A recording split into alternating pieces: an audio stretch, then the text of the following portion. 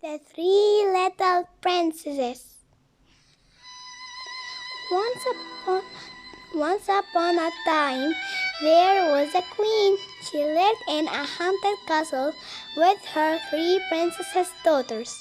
When they had grown old enough, she called them into her dining room, where they ate a special stew. Kylie, Lexi, and Kyra, this is our last meal together, the queen said. It's time for you to go out into the world and build your houses. You must leave tomorrow.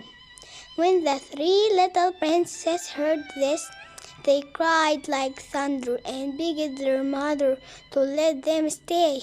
But the queen refused to change her mind. She gave each one a beautiful ring and told them to guard them carefully. These rings are special, she explained. Stay near to one another, and if you are ever in danger, point all three rings to the sky and you will be protected by an invisible fence. The next day, the three little princesses set out into the world to build their houses. The world had held many mysteries, but the sisters kept their chins up. They thought of all the fun they would have in their new homes. Kylie had a hard time finding material for her house. She stumbled into an old barn and found some straw. She built a small little hut with the straw. Lexi wandered into the woods and gathered many sticks, twigs, and branches. She built a small house out of wood. Kyra was the most hard work of the sisters. She built a huge tower made out of stone. The tower had no entrance or exit. The sisters knew about the big bad wolf that prowled the country. They kept their rings on it all the time. They remembered what their mother told them about the rings. They thought it was a good idea to protect them with other things in case the wolf came. Kylie had a piece of gold. Lexi had a hairbrush. Kyra had a bed of thorns around the tower. They lived peacefully for a time. Each sister hosted her own housewarming party. Eventually, the wolf came. He went to Kyla's house first. Little princess, let me in, the wolf called. No, screamed Kylie. She waved her arms and her piece of gold at the wolf. He didn't even blink. Come out or I will blow your house down, said the wolf. The princess was scared and closed her eyes. The wolf blew her house down. She quickly ran to her sister Lexi's house. Oh, Lexi, can you help me? There's a big bad wolf after me. Lexi let her sister in and quickly grabbed her closet hairbrush. She pointed the hairbrush at the door.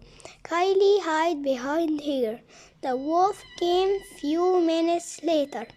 Little princess, let me in, called the wolf.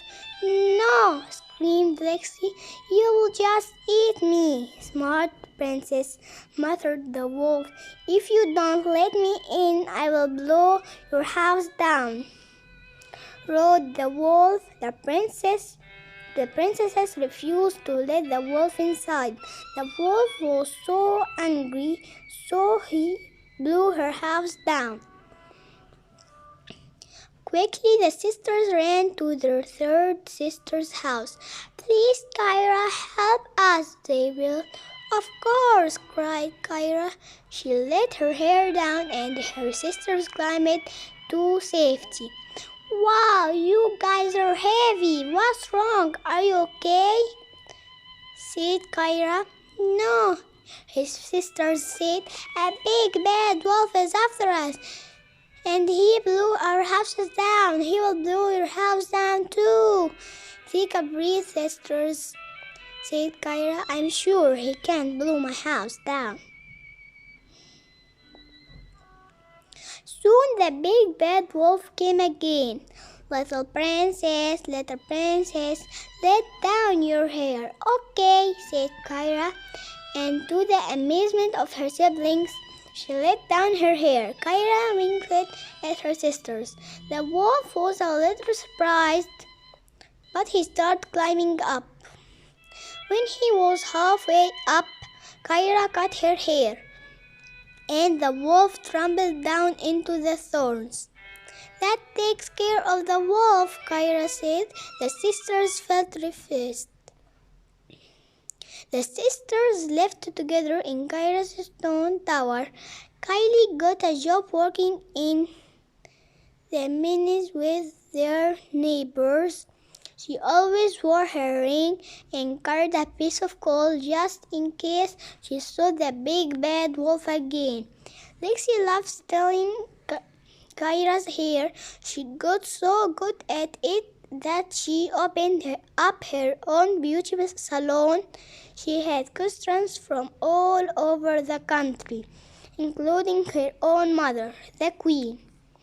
And of course, she always wore her ring and carried a hairbrush with her for protection. Kyra was a little restless in her big tower. She busied herself taking care of her sisters. She cooked for them and kept the tower clean. She let her hair grow and made a rope out of her hair to get in and out of the tower. She loved to take care of the bed of thorns that surrounded it. Of course, she always wore her ring. Days and weeks, months and years passed. The wolf spent all this time wandering in the woods. Eventually, he wandered back to Kyra's tower. Please, Kyra, help me. Let me in. The wolf wailed. I'm hungry. I'm tired.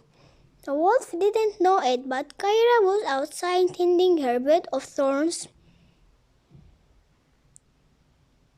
Her sisters were both coming home from work. They saw the wolf and Kyra outside the stone tower. They ran fast as they could to sound her. They had their rings ready and their coal and hairbrush in their hands. They got to Kyra just as she said, "Oh, wolf, I'm so sorry." The big bad wolf heard Kyra's voice so near. He was sad and hoped that Kyra would forgive him for scaring her. A tear fell from Kyra's eye and dropped on the wolf's hairy face. Just as the sisters pointed their rings to the skies, there they stood. The invisible fence protected them. The wolf stood up on his back legs. By the time he was standing, he had turned into a young prince with warm hazel eyes. "Oh, wolf!" Kyra snapped from behind the invisible fence. "You look quite different." "I am Prince Eden, from the kingdom behind the mountain," the prince said. "I have been wandering the woods as a wolf. I have been searching for someone who is truly kind to others. You have been very kind to me, even though I looked like a scary wolf. Will you be my princess?" The sisters lowered their hands. Kylie and Lexi went back to work. Kyra and Prince Adam were married and moved to the kingdom behind the mountain. Everyone lived happily ever after. Bye.